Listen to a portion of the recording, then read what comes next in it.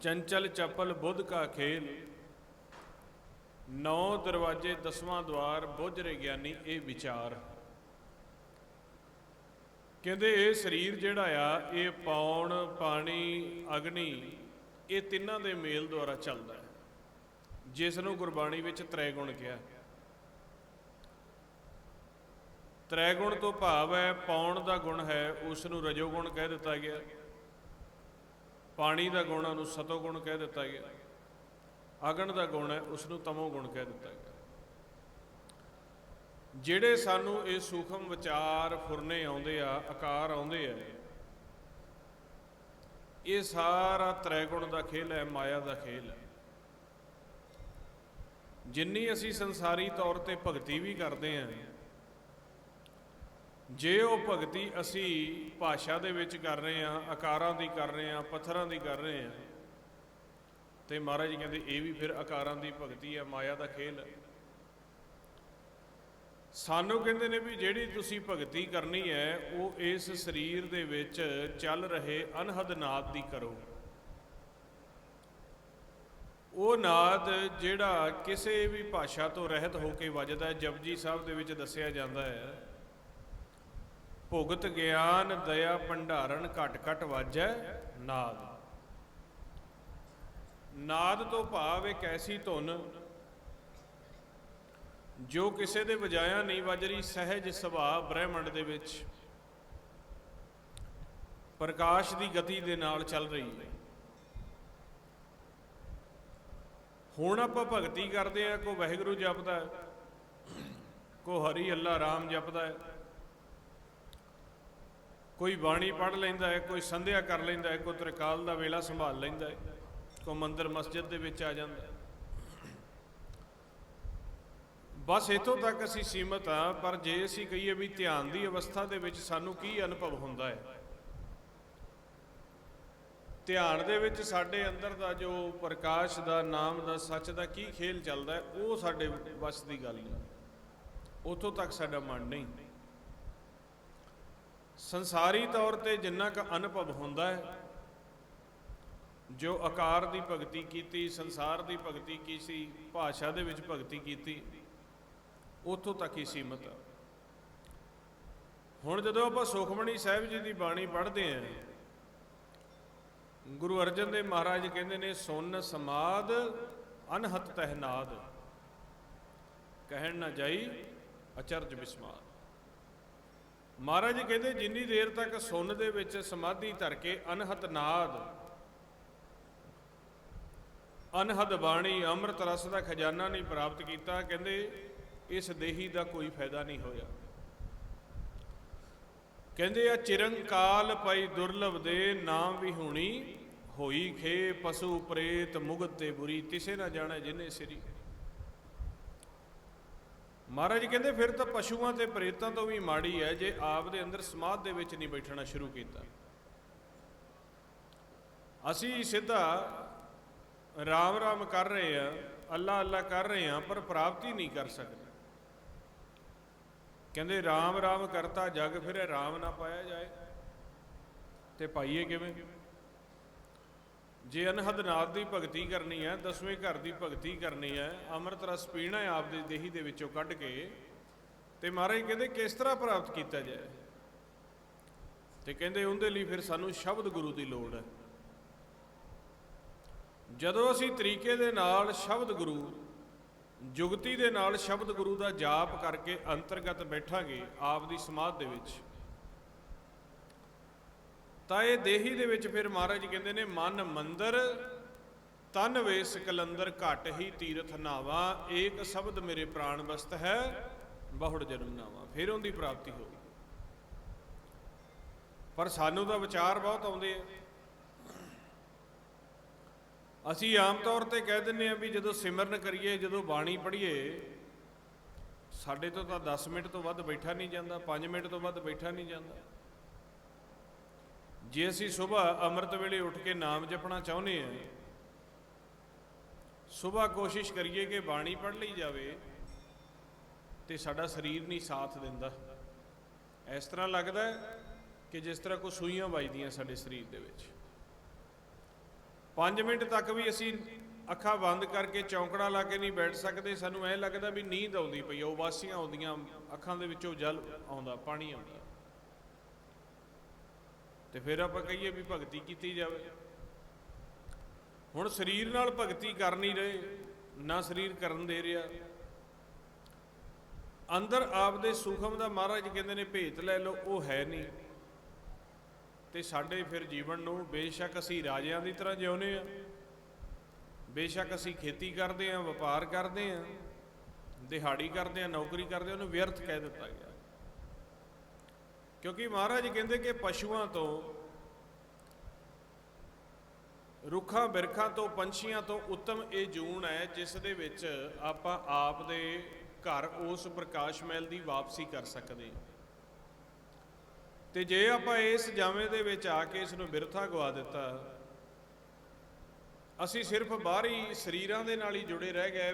ਬਾਹਰੀ ਤੌਰ ਤੇ ਜੋ ਆਕਾਰ ਨੇ, ਪੱਥਰ ਮੜੀਆਂ ਮਸਾਣੀਆਂ ਨੇ, ਰੁੱਖਾਂ ਬਿਰਖਾਂ ਜਾਨਵਰਾਂ ਦੀ ਪੂਜਾ ਕਰਦੇ ਹੀ ਰਹਿ ਗਏ। ਜੇ ਆਪਾਂ ਨੂੰ ਅੰਦਰੋਂ ਪ੍ਰਕਾਸ਼ ਹੀ ਨਹੀਂ ਹੋਇਆ ਤੇ ਫਿਰ ਸਾਡਾ ਮਾਨਸ ਜਾਮਾ ਨਿਫਲ ਚਲਾ ਜਾ। ਇਸ ਕਰਕੇ ਸਾਨੂੰ ਕਹਿੰਦੇ ਨੇ ਧਿਆਨ ਧਰੋ ਤਿਹ ਕੋ ਮਨ ਮੈਂ, ਜੈ ਕੋ ਮਿਤੋਜ ਸਭੈ ਜਗ ਛਾਇਓ। ਤੁਸੀਂ ਅਭਿਆਸ ਕਰਕੇ, ਤੁਸੀਂ ਮਿਹਨਤ ਕਰਕੇ, ਉਸ ਸ਼ਬਦ ਦੀ ਅਰਾਧਨਾ ਕਰਕੇ ਜਿਹੜਾ ਤੁਹਾਡੇ ਅੰਦਰ ਪ੍ਰਕਾਸ਼, ਉਹ ਆਤਮਾ ਦਾ ਸਰੂਪ ਹੈ, ਉਸ ਦਾ ਧਿਆਨ ਧਰੋ। ਤੇ ਉਹਦੀ ਜਗ੍ਹਾ ਦੱਸੀ ਹੈ, ਕਹਿੰਦੇ ਨੇ ਕਬੀਰ ਗੰਗ ਜਮਨ ਕੇ ਅੰਤਰੈ, ਸਹਿਜ ਸੁਨ ਕੇ ਘਾਟ, ਤਹਾਂ ਕਬੀਰੈ ਮਟ ਕੀਆ ਖੋਜਤ ਮੰਜਨ ਬਾਟ। ਜਿੱਥੇ ਗੰਗਾ ਜਮਨਾ ਦਾ ਸੰਗਮ ਮਿਲ ਜਾਂਦਾ ਹੈ, ਉੱਥੇ ਉਸ ਪ੍ਰਕਾਸ਼ ਦਾ ਸਰੂਪ ਹੈ ਤੁਹਾਡੀ ਦੇਹੀ ਦੇ ਵਿੱਚ। ਗੰਗਾ ਜਮਨਾ ਤੋਂ ਭਾਵ ਜਿੱਥੇ ਸਾਡੀ ਆ ਖੱਬੀ ਤੇ ਸੱਜੀ ਸੁਰ ਜਾ ਕੇ ਮਿਲ ਜਾਂਦੀ ਆ, ਸਾਹਮਣੇ ਨੇਤਰਾਂ ਦੇ ਸਾਹਮਣੇ ਸੁਣ।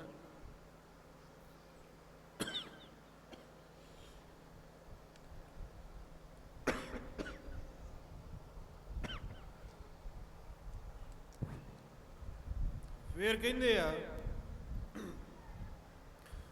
ਮਸਤਕ ਪਦਮ ਦੁਆਲੇ ਮਣੀ,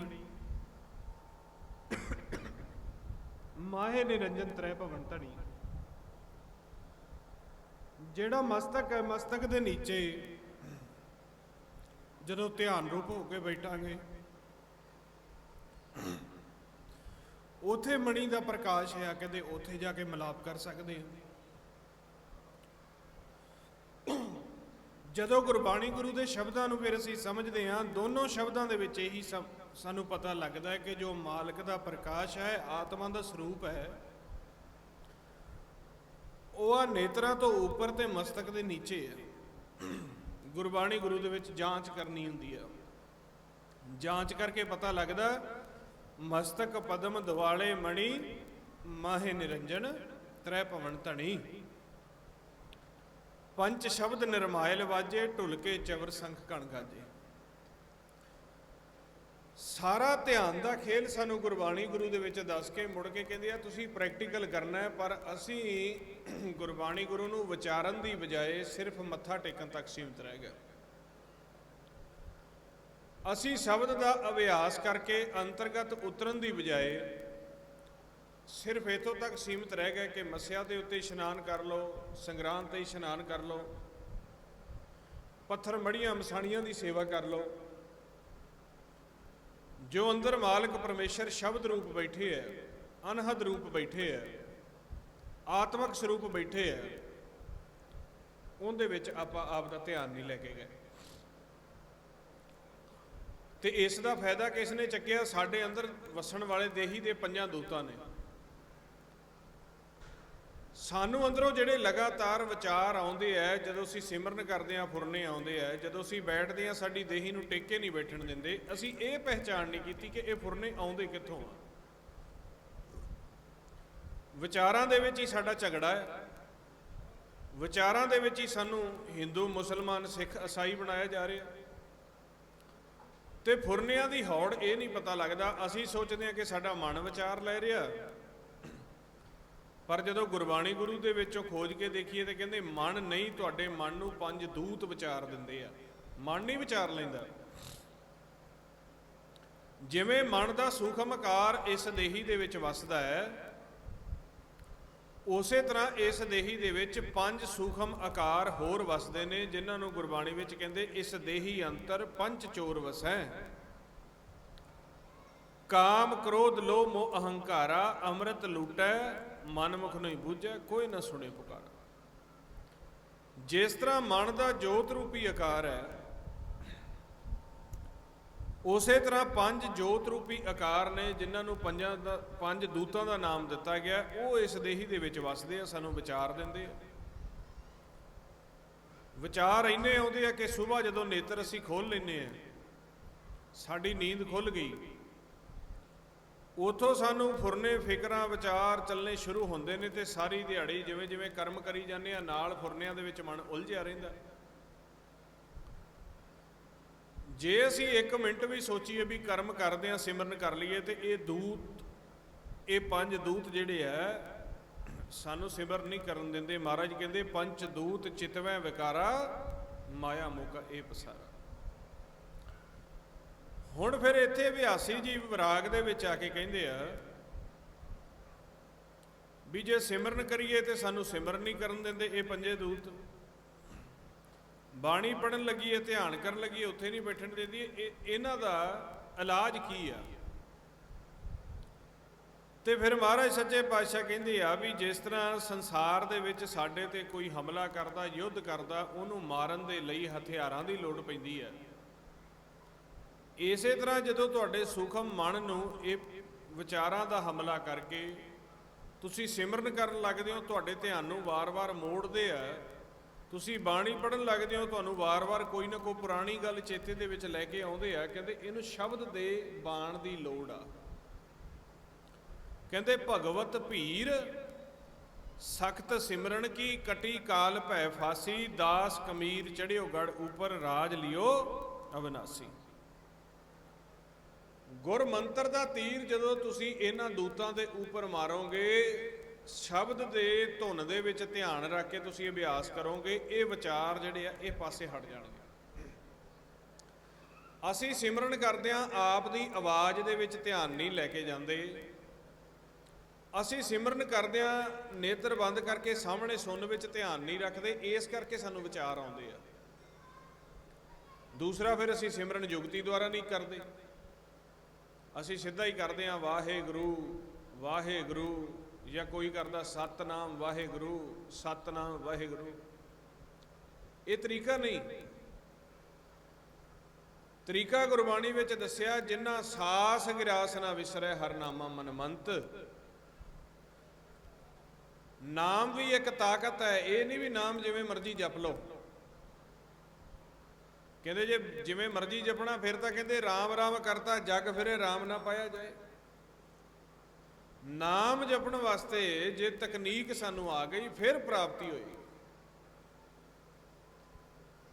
ਸੰਤਾਂ ਨੇ ਤਕਨੀਕ ਦੇ ਨਾਲ ਨਾਮ ਜਪਿਆ, ਸਾਧੂਆਂ ਨੇ ਤਕਨੀਕ ਦੇ ਨਾਲ, ਜੁਗਤੀ ਦੇ ਨਾਲ। ਕਹਿੰਦੇ ਜਿਨ੍ਹਾਂ ਸਾਸ ਗਿਰਾਸ ਨਾ ਵਿਸਰੈ ਹਰਨਾਮਾ ਮਨਮੰਤ, ਧੰਨ ਸੇ ਸਈ ਨਾਨਕਾ ਪੂਰਨ ਸੋਈ ਸੰਤ। ਸਵਾਸ ਤੇ ਗਰਾਸ ਨਾਮ ਜਪਣਾ। ਜਿਵੇਂ ਗੁਰਮੁਖ ਤੁਹਾਨੂੰ ਮਾਈਕ ਤੇ ਜਪਾ ਰਹੇ ਸੀ ਨਾ, ਇੱਕ ਸਾਹ ਅੰਦਰ ਜਾਂਦਾ ਉਸ ਨੂੰ ਕਹਿੰਦੇ ਆ ਸਾਸ, ਜਦੋਂ ਉਹੀ ਸਵਾਸ ਬਾਹਰ ਆ ਜਾਂਦਾ ਉਹਨੂੰ ਕਹਿੰਦੇ ਆ ਗਰਾਸ।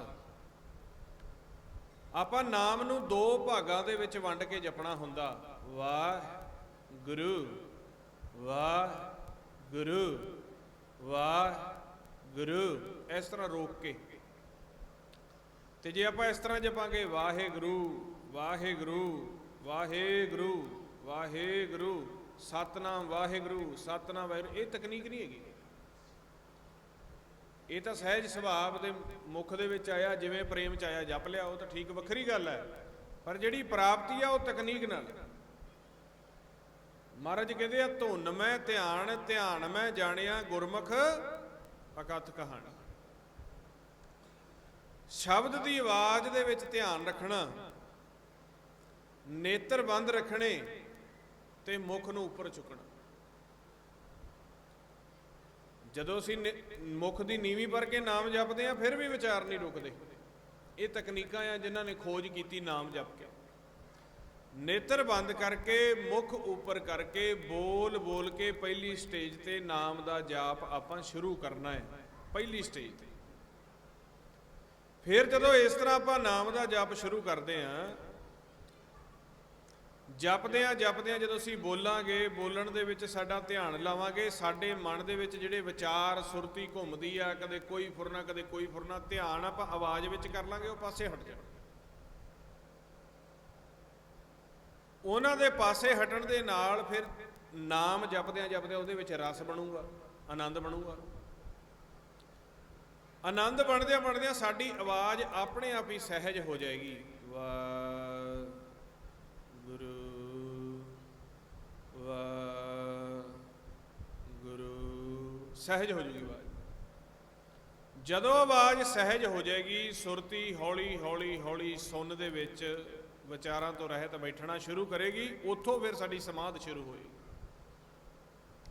ਜਿੰਨੀ ਦੇਰ ਨਾਮ ਜਪ ਕੇ ਆਪਾਂ ਸਮਾਧ ਦੇ ਵਿੱਚ ਨਹੀਂ ਬੈਠਦੇ, ਅਨਹਦ ਦਾ ਰਤਨ, ਅਨਹਦ ਦਾ ਖਜ਼ਾਨਾ ਸਾਨੂੰ ਨਹੀਂ ਮਿਲੂਗਾ। ਤੇ ਜੇ ਅੰਦਰੋਂ ਅਨਹਦ ਸ਼ਬਦ ਹੀ ਨਹੀਂ ਚੱਲਿਆ, ਅਨਹਦ ਰਤਨ ਹੀ ਨਹੀਂ ਮਿਲਿਆ, ਫਿਰ ਨਾਮ ਜਪਿਆ ਕਿਸ ਕਰ ਗਿਆ? ਆਪਾਂ ਬੀਜ ਦਿੱਤਾ, ਬੀਜ ਕੇ ਉਹਦੇ ਵਿੱਚੋਂ ਸਿੱਟੇ ਹੀ ਨਹੀਂ ਨਿਕਲੇ, ਫਲ ਹੀ ਨਹੀਂ ਲੱਗਾ, ਬੌਲਾ ਹੀ ਨਹੀਂ ਆਈਆਂ, ਫਿਰ ਫਾਇਦਾ ਕੀ ਹੈ? ਆਪਾਂ ਵਾਹਿਗੁਰੂ ਵਾਹਿਗੁਰੂ ਕਰ ਰਹੇ ਹਾਂ, ਪਰ ਬੜੇ ਸਾਲ ਹੋ ਗਏ ਬਾਣੀ ਪੜ੍ਹਦੇ ਹਾਂ, ਸਿਮਰਨ ਕਰਦੇ ਹਾਂ, ਮੰਦਰ ਮਸਜਿਦਾਂ ਦੇ ਵਿੱਚ ਆਉਂਦੇ ਹਾਂ, ਗੁਰਦੁਆਰਿਆਂ ਦੇ ਵਿੱਚ ਆਉਂਦੇ ਹਾਂ, ਪਰ ਜੇ ਅੰਦਰ ਸ਼ਬਦ ਹੀ ਨਹੀਂ ਪ੍ਰਗਟ ਹੋਇਆ, ਅਨਹਦ ਬਾਣੀ ਦਾ ਖਜ਼ਾਨਾ ਹੀ ਨਹੀਂ ਪ੍ਰਗਟ ਹੋਇਆ, ਅੰਮ੍ਰਿਤ ਰਸ ਦੀ ਦਾਤ ਹੀ ਨਹੀਂ ਸਾਨੂੰ ਇਸ ਦੇਹੀ ਦੇ ਵਿੱਚੋਂ ਮਿਲੀ, ਫਿਰ ਫਾਇਦਾ ਕੀ ਹੈ? ਫਿਰ ਤਾਂ ਜਿਸ ਤਰ੍ਹਾਂ ਇੱਕ ਨੇਤਰ ਬੰਦ ਕਰਕੇ ਜਾਂ ਬੇਧਿਆਨਾ ਆਪਾਂ ਬੀਜ ਦਾ ਛਿੱਟਾ ਦੇ ਦਿੰਨੇ ਆ, ਉਹ ਛਿੱਟਾ ਕਿਤੇ ਜੰਮ ਗਿਆ ਜਾਂ ਨਾ ਜੰਮ ਗਿਆ, ਜਾਂ ਉਹਨੂੰ ਪੰਛੀ ਚੱਕ ਕੇ ਲੈ ਗਏ ਉਹਨਾਂ ਦਾਣਿਆਂ ਨੂੰ, ਸਾਡੇ ਨਾਲ ਉਹ ਬਣੀ ਹੈ। ਇਸ ਕਰਕੇ ਮਹਾਰਾਜ ਕਹਿੰਦੇ ਵੀ ਜੇ ਸਾਡੇ ਤੇ ਨਾਮ ਜਪਣ ਤੋਂ ਬਾਵਜੂਦ ਵੀ ਕਿਰਪਾ ਨਹੀਂ ਹੋ ਰਹੀ, ਮਨ ਦਾ ਆਤਮਕ ਜੋ ਲੈਵਲ ਹੈ, ਆਤਮਕ ਜਿਹੜੀ ਉਸ ਦੀ ਭਗਤੀ ਹੈ, ਉਹ ਵੱਧ ਨਹੀਂ ਰਹੀ, ਦੂਜਾ ਦੁਨਿਆਵੀ ਕੰਮਾਂ ਦੇ ਵਿੱਚ ਵੀ ਘਾਟਾ ਪੈ ਰਿਹਾ, ਦੁਨਿਆਵੀ ਕਾਰਜ ਵੀ ਨਹੀਂ ਸੁਧਰ ਰਹੇ, ਨਾਮ ਜਪਣ ਦੇ ਬਾਵਜੂਦ ਵੀ ਸੁਧਾਰ ਨਹੀਂ ਆ ਰਿਹਾ, ਫਿਰ ਘਾਟ ਕਿੱਥੇ ਹੈ? ਇਹ ਵਿਚਾਰ ਕਰੋ। ਇੱਕ ਤਾਂ ਕਹਿੰਦੇ ਆ ਵੀ ਜੀਵ ਜਪਦਾ ਹੀ ਨਹੀਂ, ਤੇ ਜਿਹੜਾ ਜਪਦਾ ਨਹੀਂ ਉਹ ਦੁੱਖਾਂ ਦਾ ਘਰ ਬਣਿਆ ਹੁੰਦਾ ਆਪ ਦੇ ਆਪ ਵਿੱਚ। ਉਹਨੂੰ ਤਾਂ ਅਸੀਂ ਨਾਮ ਜਪਣ ਦੀ ਮਹਿਮਾ ਦੱਸਣੀ ਹੈ, ਤੇ ਜਿਹੜੇ ਜਪਦੇ ਆ, ਜਪਣ ਤੋਂ ਬਾਵਜੂਦ ਨਾ ਤਾਂ ਕੋਈ ਆਤਮਿਕ ਅਵਸਥਾ ਬਣ ਰਹੀ ਆ, ਨਾ ਕੋਈ ਦੁਨਿਆਵੀ ਕਾਰਜਾਂ ਦੇ ਵਿੱਚ ਸਾਨੂੰ ਲਾਭ ਮਿਲਦਾ ਪਿਆ, ਫਿਰ ਕਮੀ ਕਿੱਥੇ ਆ? ਉਹ ਅਸੀਂ ਸੰਗਤ ਦੇ ਵਿੱਚ ਆ ਕੇ ਸੰਤਾਂ ਗੁਰਸਿੱਖਾਂ ਦੇ ਪਾਸੋਂ ਪੁੱਛਣਾ ਵੀ ਸਾਰਾ ਕਰਨ ਤੋਂ ਬਾਅਦ ਵੀ ਸਾਡਾ ਮਨ ਨਹੀਂ ਟਿਕਦਾ, ਸਾਨੂੰ ਦੁਨਿਆਵੀ ਕਾਰਜਾਂ 'ਚ ਨਹੀਂ ਵਾਧਾ ਹੁੰਦਾ, ਸਾਡਾ ਆਤਮਿਕ ਭਾਵ ਨਹੀਂ ਵਧਦਾ। ਉਹ ਫਿਰ ਸਾਨੂੰ ਤਰੀਕਾ ਦੱਸਦੇ ਆ ਕਿ ਧੁਨਵੇਂ ਧਿਆਨ ਧਿਆਨਵੇਂ ਜਾਣਿਆ, ਗੁਰਮੁਖ ਅਕਥ ਕਹਾਣੀ। ਵੀ ਤੁਸੀਂ ਧੁਨ ਦੇ ਵਿੱਚ ਧਿਆਨ ਰੱਖ ਕੇ ਨਾਮ ਜਪੋ, ਨਾਮ ਜਪਦਿਆਂ ਇੰਨੀ ਸਹਿਜ ਦੇ ਵਿੱਚ ਚਲੇ ਜਾਓ ਜਿੱਥੇ ਜਾ ਕੇ ਸਾਡਾ ਸਰੀਰ ਵੀ ਸਾਨੂੰ ਭੁੱਲ ਜਾਂਦਾ, ਜਿੱਥੇ ਜਾ ਕੇ ਸਾਡਾ ਇਹ ਸਰੀਰ 9 ਦਰਵਾਜ਼ਿਆਂ ਦਾ, ਜਿੱਥੇ ਚੌਕੜਾ ਲਾ ਕੇ ਬੈਠਿਆ, ਇਹ ਵੀ ਸਾਨੂੰ ਫੁੱਲ ਵਰਗਾ ਸਹਿਜ ਵਰਗਾ ਹੋ ਜਾਂਦਾ, ਭੁੱਲ ਜਾਂਦਾ। ਉੱਥੇ ਜਾ ਕੇ ਤੁਹਾਡੇ ਤੇ ਕਿਰਪਾ ਹੋਣੀ ਹੈ। ਹੋਣੀ ਕਿਵੇਂ ਆ?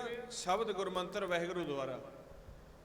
ਉਸ ਤਰ੍ਹਾਂ ਆਪਾਂ ਜ਼ੋਰ ਲਾਈ ਜਾਈਏ, ਨਾ ਤਾਂ ਅੰਦਰੋਂ ਕੋਈ ਅਨੁਭਵ ਬਣੇ, ਤੇ ਜਿਹੜਾ ਆਪਾਂ ਨਾਮ ਜਪ ਕਰਦੇ ਆ ਉਹ ਵਿਚਾਰ ਫੁਰਨੇ ਇੰਨੇ ਆਈ ਜਾਂਦੇ ਆ, ਨਾਲੋਂ ਨਾਲ ਸਾਡਾ ਇਹ ਫਲ ਲੁੱਟੀ ਜਾਂਦੇ ਆ ਪੰਜੇ ਦੂਤ, ਨਾ ਸਾਡੀ ਬਾਹਰੀ ਤੌਰ ਤੇ ਕੋਈ ਕਿਰਪਾ ਹੋਵੇ। ਤੇ ਨਾਮ ਦੀ ਤਾਕਤ ਦੇ ਨਾਲ ਮਹਾਰਾਜ ਕਹਿੰਦੇ ਹਰ ਸਿਮਰਨ ਕਰ ਭਗਤ ਪ੍ਰਗਟਾਏ, ਹਰ ਸਿਮਰਨ ਲਗ ਵੇਦ ਉਪਾਏ, ਹਰ ਸਿਮਰਨ ਧਾਰੀ ਸਭ ਧਰਨਾ। ਮਹਾਰਾਜ ਤਾਂ ਕਹਿੰਦੇ ਨਾਮ ਦੀ ਤਾਕਤ ਦੇ ਨਾਲ ਭਗਤ ਪ੍ਰਗਟ ਹੋਏ ਆ ਸੰਸਾਰ 'ਚ, ਨਾਮ ਜਪਣ ਦੇ ਨਾਲ ਵੱਡੇ ਵੱਡੇ ਵੇਦ ਪ੍ਰਗਟ ਹੋਏ ਆ ਸੰਸਾਰ ਵਿੱਚ। ਹਰ ਸਿਮਰਨ ਧਾਰੀ ਸਭ ਧਰਨਾ, ਜਿੰਨੀ ਕਹਿੰਦੇ ਧਰਨ ਗਗਨ ਆਕਾਸ਼ ਖੜਾ ਹੈ, ਨਾਮ ਦੀ ਤਾਕਤ ਦੇ ਉੱਪਰ ਖੜਿਆ। ਤੇ ਸਾਡਾ ਨਾਮ ਜਪਣ ਤੇ ਫਿਰ ਕਾਰਜ ਕਿਉਂ ਨਹੀਂ ਬਣਦਾ? ਕਿਉਂਕਿ ਸਾਨੂੰ ਤਰੀਕਾ ਨਹੀਂ ਆ, ਜੁਗਤੀ ਨਹੀਂ ਆ, ਤੇ ਨਾ ਹੀ ਸੰਗਤ ਦੇ ਵਿੱਚ ਵਿਚਾਰ ਕੀਤੀ ਜਾਂਦੀ ਹੈ। ਕਥਾ ਵੀ ਦੋ ਤਰ੍ਹਾਂ ਦੀ ਹੈ, ਇੱਕ ਕਥਾ ਤਾਂ ਹੈ ਜਿਸ ਦੇ ਵਿੱਚ ਸਿਰਫ ਇਤਿਹਾਸ ਸੁਣਾ ਦਿੱਤਾ ਜਾਵੇ, ਚਮਤਕਾਰੀ ਕਹਾਣੀਆਂ ਸੁਣਾ ਦਿੱਤੀਆਂ ਜਾਣ, ਕਿਸੇ ਖਾਸ ਆਕਾਰਾਂ ਦੀਆਂ ਕਹਾਣੀਆਂ ਸੁਣਾ ਦਿੱਤੀਆਂ ਜਾਣ। ਦੂਸਰੀ ਕਥਾ ਹੈ ਜੋ ਗੁਰਬਾਣੀ ਗੁਰੂ ਕਰਨ ਦੇ ਲਈ ਕਹਿ ਰਹੇ ਨੇ, ਮਿਲਾਪ ਦੀ ਕਥਾ। ਵੀ ਮਿਲਾਪ ਕਿਵੇਂ ਹੋਵੇ ਮਾਲਕ ਦੇ ਨਾਲ, ਇਸ ਦੇ ਉੱਪਰ ਅੱਜ ਦੇ ਸਮੇਂ ਦੇ ਵਿੱਚ ਬਹੁਤ ਘੱਟ ਵਿਚਾਰ ਹੋ ਰਹੀ ਆ ਵੀ ਨਾਮ ਕਿਵੇਂ ਜਪਿਆ ਜਾਏ, ਨਾਮ ਜਪਣ ਦਾ ਕਿਸ ਤਰ੍ਹਾਂ ਕੀ ਤਰੀਕਾ ਹੈ। ਤੇ ਜਦੋਂ ਮਿਲਾਪ ਦੀ ਕਥਾ ਆਪਾਂ ਸੁਣਦੇ ਆਂ ਉੱਥੋਂ ਫਿਰ ਸਾਡਾ ਮਨ ਪਕੜ ਕਰਦਾ। ਹੁਣ ਜੋ ਆਪਾਂ ਸ਼ਬਦ ਦੀ ਵਿਚਾਰ ਕੀਤੀ ਹੈ, ਆਪਾਂ ਨੂੰ ਰਲ ਮਿਲ ਕੇ ਬੈਠਣ ਦਾ ਸਮਾਂ ਮਿਲਿਆ, ਆਓ ਥੋੜਾ ਜਿਹਾ ਹੁਣ ਆਪਾਂ ਪ੍ਰੈਕਟੀਕਲ ਵੀ ਕਰੀਏ। ਜੋ ਸ਼ਬਦ ਜਪਣ ਦਾ ਤੁਸੀਂ ਤਰੀਕਾ ਸੁਣਿਆ ਉਹ ਤਰੀਕਾ ਹੁਣ ਆਪਾਂ 5-7 ਮਿੰਟ ਆਪ ਬੈਠ ਕੇ ਅਭਿਆਸ ਵੀ ਕਰਾਂਗੇ, ਤਾਂ ਕਿ ਸਾਨੂੰ ਵਾਹਿਗੁਰੂ ਗੁਰਮੰਤਰ ਦਾ ਜਾਪ ਜੋ ਸਾਨੂੰ ਗੁਰੂ ਨਾਨਕ ਦੇ ਘਰ ਨੇ ਬਖਸ਼ਿਆ ਹੈ, ਗੁਰੂ ਗੋਬਿੰਦ ਸਿੰਘ ਮਹਾਰਾਜ ਜੀ ਨੇ ਬਖਸ਼ਿਆ ਹੈ। ਗੁਰਬਾਣੀ ਗੁਰੂ ਵੀ ਵਾਰ-ਵਾਰ ਕਹਿ ਰਹੇ ਆ ਵੀ ਰਸਨਾ ਜਪੇ ਨਾ ਨਾਮ, ਤਿਲ ਤਿਲ ਕਰ ਕੱਟਿਐ, ਉਹ ਨਾਮ ਜਪਣ ਦਾ ਤਰੀਕਾ ਸਾਨੂੰ ਆ ਜਾਵੇ। ਤੇ ਸੰਗਤ ਦੇ ਵਿੱਚ ਅੱਜ ਜੋ ਗੁਰਮੁਖਾਂ ਨੇ ਪ੍ਰਬੰਧ ਕੀਤਾ ਹੈ ਉਹ ਇਹੀ ਕਿ ਇਲਾਕੇ ਦੀ ਸੰਗਤ ਜੋ ਗੁਰਬਾਣੀ ਗੁਰੂ ਦਾ ਸੰਦੇਸ਼ ਹੈ, ਸਾਨੂੰ ਨਾਮ ਜਪਣ ਦਾ ਤਰੀਕਾ ਹੈ, ਉਹ ਸਿੱਖ ਜਾਈਏ। ਸਿੱਖ ਕੇ ਅਸੀਂ ਆਪ ਦੇ ਅੰਦਰ ਪ੍ਰੈਕਟੀਕਲ ਸ਼ੁਰੂ ਕਰੀਏ, ਜਿੱਥੇ ਫਿਰ ਨਾਮ ਜਪਣ ਤੋਂ ਬਾਅਦ ਅਸੀਂ ਸਹਿਜ 'ਚ ਬੈਠਾਂਗੇ ਤਾਂ ਫਿਰ ਅਨਹਦ ਵਾਜੇ ਵੱਜਦੇ ਆ ਸਾਡੀ ਦੇਹੀ ਦੇ ਵਿੱਚ। ਤੁਸੀਂ ਰੋਜ਼ ਪੜ੍ਹਦੇ ਆ ਵਾਜੇ ਪੰਚ ਸ਼ਬਦ, ਤਿਤ ਘਰ ਸੁਭਾਗੇ, ਘਰ ਸੁਭਾਗੇ ਸ਼ਬਦ ਵਾਜੇ, ਕਲਾ ਜਿਤ ਕਰਤਾਰੀ। ਜਿਹਨੂੰ ਮਹਾਰਾਜ ਕਹਿੰਦੇ ਅਨਹਤ ਬਾਣੀ ਗੁਰ ਸ਼ਬਦ ਜਾਣੀ, ਹਰ ਨਾਮ ਹਰ ਰਸ ਭੋਗੋ, ਕਹ ਨਾਨਕ ਪ੍ਰਭ ਆਪ ਮਿਲਿਆ ਕਰਨ ਕਰ ਜੋ। ਸੋ ਸਾਰਿਆਂ ਨੂੰ ਬੇਨਤੀ ਹੈ, ਜਿਸ ਤਰ੍ਹਾਂ ਆਪ ਜੀ ਨੂੰ ਤਰੀਕਾ ਦੱਸਿਆ ਗਿਆ, ਨੇਤਰ ਬੰਦ ਕਰਕੇ ਮੁੱਖ ਉੱਪਰ ਚੁੱਕ ਕੇ ਬੋਲ ਬੋਲ ਕੇ ਨਾਮ ਜਪਣਾ। ਦੂਜਾ ਇਹਦੇ ਵਿੱਚ ਰੁਕਾਵਟ ਹੁੰਦੀ ਹੈ, ਸੰਗਤ ਵਿੱਚ ਬੈਠ ਕੇ ਸਾਡੇ ਮਨ 'ਚ ਲੋਕ ਲੱਜਾ ਆਉਂਦੀ ਹੈ, ਸੰਗ ਸ਼ਰਮ ਆਉਂਦੀ ਹੈ ਕਿ ਮੈਂ ਜਪੂੰਗਾ ਤੇ ਨਾਲ ਵਾਲਾ ਕੀ ਆਖੂਗਾ। ਇਹਦੇ ਤੋਂ ਉੱਪਰ ਉੱਠ ਕੇ ਨਾਮ ਜਪਿਆ ਜਾਂਦਾ, ਕਿਉਂਕਿ ਗੁਰੂ ਸਾਹਿਬ ਦੀ ਹਜ਼ੂਰੀ ਦੇ ਵਿੱਚ ਆਪਾਂ ਬੈਠੇ ਆਂ। ਇੱਥੇ ਲੋਕ ਲੱਜਾ ਸੰਗ ਸ਼ਰਮ ਤੋਂ ਉੱਪਰ ਉੱਠ ਕੇ ਇਹੀ ਕਾਰਜ ਕਰਨ ਦੇ ਲਈ ਆਪਾਂ ਸੰਗਤ 'ਚ ਆਏ ਆਂ। ਨੇਤਰ ਬੰਦ ਕਰਕੇ ਮੁੱਖ ਨੂੰ ਹਲਕਾ ਜਿਹਾ ਉੱਪਰ ਚੱਕ ਕੇ ਬੋਲ ਬੋਲ ਕੇ ਆਪਾਂ ਨਾਮ ਜਪਣਾ ਹੈ। ਫਿਰ ਜਿਵੇਂ ਜਿਵੇਂ ਤੁਹਾਨੂੰ ਕਹਾਂਗੇ ਵੀ ਸਹਿਜ ਹੁੰਦੇ ਜਾਓ, ਸਹਿਜ ਹੁੰਦੇ ਜਾਣਾ। ਜਦੋਂ ਤੁਹਾਨੂੰ ਕਹਾਂਗੇ ਕਿ ਬਿਲਕੁਲ ਸਹਿਜ ਹੋ ਕੇ ਅੰਤਰਗਤ ਧਿਆਨ ਦੇ ਵਿੱਚ ਬੈਠ ਜਾਓ, ਫਿਰ ਚੁੱਪ ਹੋ ਕੇ ਬੈਠਣਾ। ਸੁਭਾਓ ਸਾਰਿਆਂ ਨੂੰ ਬੇਨਤੀ ਹੈ, ਨੇਤਰ ਬੰਦ ਕਰਕੇ ਬੋਲ ਬੋਲ ਕੇ ਲੋਕ ਲੱਜਾ ਸੰਗ ਸ਼ਰਮ, ਇੱਕ ਦੂਜੇ ਦੀ ਸੰਗ ਸ਼ਰਮ ਤੋਂ ਉੱਪਰ ਉੱਠ ਕੇ ਆਪਾਂ ਨਾਮ ਜਪਣਾ। ਨਾਲ ਨਾਲ ਤਰੀਕਾ ਸਿੱਖਦੇ ਜਾਣਾ, ਨਾਲ ਨਾਲ ਤਰੀਕੇ ਦੀ ਵਿਚਾਰ ਕਰਦੇ ਜਾਣਾ। ਆਓ ਜੀ ਕਰੋ ਸ਼ੁਰੂ ਜੀ। ਵਾਹ ਗੁਰੂ ਵਾਹ ਗੁਰੂ ਵਾਹ ਗੁਰੂ ਵਾਹ ਗੁਰੂ ਵਾਹ ਗੁਰੂ ਵਾਹ ਗੁਰੂ ਵਾਹ ਗੁਰੂ ਵਾਹ ਗੁਰੂ ਵਾਹ ਗੁਰੂ ਵਾਹ ਗੁਰੂ। ਅੱਖਾਂ ਬੰਦ ਰੱਖਣੀਆਂ ਸਾਰਿਆਂ ਨੇ, ਬੋਲ ਬੋਲ ਕੇ ਜਪਣਾ। ਗੁਰੂ ਵਾਹ ਗੁਰੂ ਵਾਹ ਗੁਰੂ ਵਾਹ ਗੁਰੂ ਵਾਹ ਗੁਰੂ ਵਾਹ ਗੁਰੂ ਵਾਹ ਗੁਰੂ ਵਾਹ ਗੁਰੂ ਵਾਹ ਗੁਰੂ ਵਾਹ ਗੁਰੂ ਵਾਹ ਗੁਰੂ ਵਾਹ ਗੁਰੂ ਵਾਹ ਗੁਰੂ ਵਾਹ ਗੁਰੂ।